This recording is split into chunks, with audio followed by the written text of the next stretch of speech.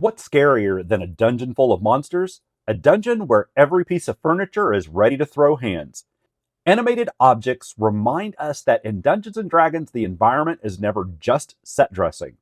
With the right spark of magic or the wrong accident, anything can suddenly gain purpose, movement, and a very punchable attitude. They follow simple instructions from whatever animated them. Guard the door, attack intruders, sweep forever. And if their creator vanishes, they'll just keep doing it for centuries. Imagine a broom still sweeping the ruins of a tower that collapsed 300 years ago. What makes animated objects especially fun is why they came to life in the first place. A few of the Monster Manual's catalysts instantly spark story ideas. A celestial or fiend animates a sword to protect or torment someone. A suit of armor still moves because wild magic misfired decades ago. A tapestry attacks because a spirit is trapped inside it. A chair walks around because a fae thought it'd be funny. A mundane tool suddenly awakens after a century of use, which honestly feels like it earned that promotion. And since their intelligence is basically zero, animated objects fight with total focus. No fear, no retreat, no hesitation. A flying sword will keep swinging until you fall, or it does. How are you going to use them in storytelling? Animated objects shine when you want a scene to feel chaotic, creepy, or magical without dropping a major villain. Think of environmental chaos.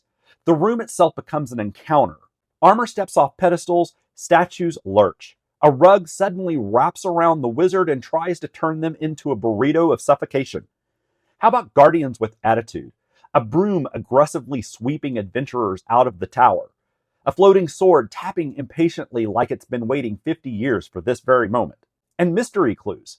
A workshop full of animated tools still performing the same task long after their master vanished. What about when comedy goes wrong?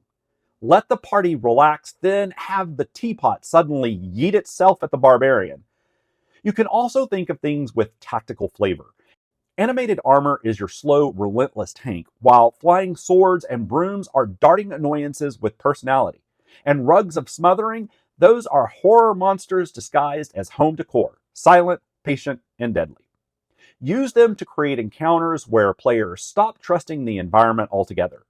In an animated lair, anything might be watching, waiting, or getting ready to tackle someone's ankles. If your party entered an abandoned wizard's home, what's the one object you'd be most nervous to see suddenly come alive? I'd love to hear your take.